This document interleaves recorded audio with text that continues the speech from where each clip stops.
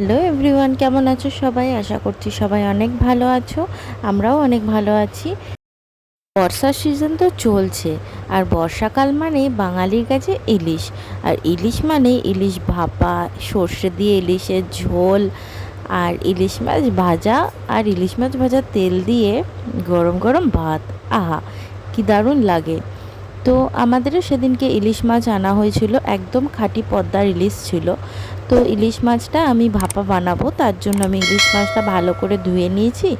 আর একটা বাটিতে কিছুটা নারকেল বাটা নিয়েছিলাম, নারকেল কোড়ানো, মোটামুটি 3 চামচ মতো নারকেল কোড়া, 2 চামচ মতো কালো সর্ষে, 1 চামচ সাদা সর্ষে, 1 চামচ পোস্ত, আর 3 চামচ টক দই, আর কাঁচা লঙ্কা দিয়ে এটাকে ভালো করে মিহি পেস্ট বানিয়ে নেবো।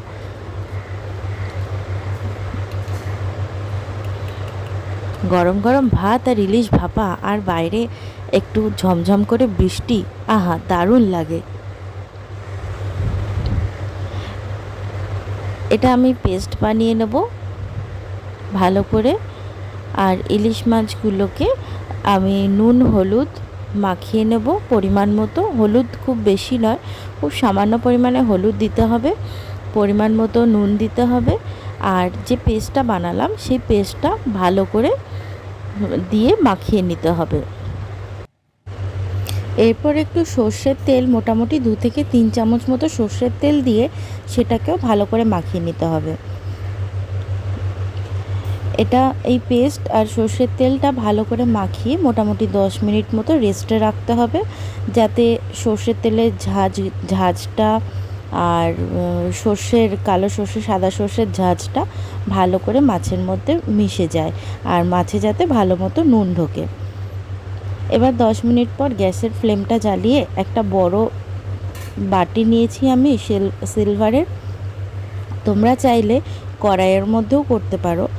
আর এটা অ্যাকচুয়ালি টিফিন বক্সেই হয়। আমার কাছে মানে সেরকম এই সাইজের টিফিন বক্স ছিল না, যার জন্য একটা সিলভারের বাটিতে আমি মাছটা আর পেস্টটা দিয়ে ভালো করে আবার উপর থেকে 1 চামচ মতো সর্ষের তেল দিয়ে দিলাম, আর কটা কাঁচা লঙ্কা আমি মাঝখান থেকে চিড়ে ওর ওপরে দিয়ে দিলাম। মোটামুটি 6-7টা দিলাম, যে যেমন ঝাল খেতে পছন্দ করো সে সেরকম কাঁচা লঙ্কা দেবে। এবার এটা আমি ভাপে বসিয়ে দেবো। আগেই ওই বড় যে সিলভারের বাটিটা বসিয়েছিলাম তাতে আমি একটা স্ট্যান্ড দিয়ে তার মধ্যে জল গরম হতে দিয়ে দিয়েছিলাম, জলটা ফুটে গেছে।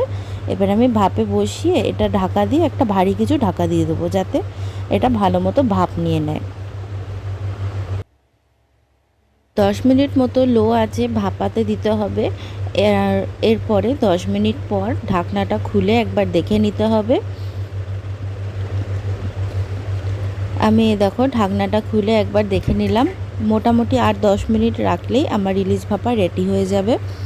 10 মিনিট পর আবার চলে এলাম। ইলিশ ভাপা আমার টোটালি রেডি হয়ে গেছে, আর সুন্দর গন্ধ বেরিয়ে গেছে। তোমরা যারা যারা এরকমভাবে রেসিপিটা ট্রাই করবে তারা অবশ্যই আমাকে কমেন্ট বক্সে জানিও। দেখো আমার ইলিশ ভাপা রেডি, গরম গরম ভাত দিয়ে খাওয়ার জন্য একদম পারফেক্ট। যারা যারা আমার ভিডিওগুলো ভালোবাসো আর চ্যানেলটা যারা এখনও সাবস্ক্রাইব করোনি তারা সাবস্ক্রাইব করে দিও। আর যারা যারা আমাকে ভালোবাসো তারা লাইক কমেন্ট শেয়ার করে দেবে প্লিজ।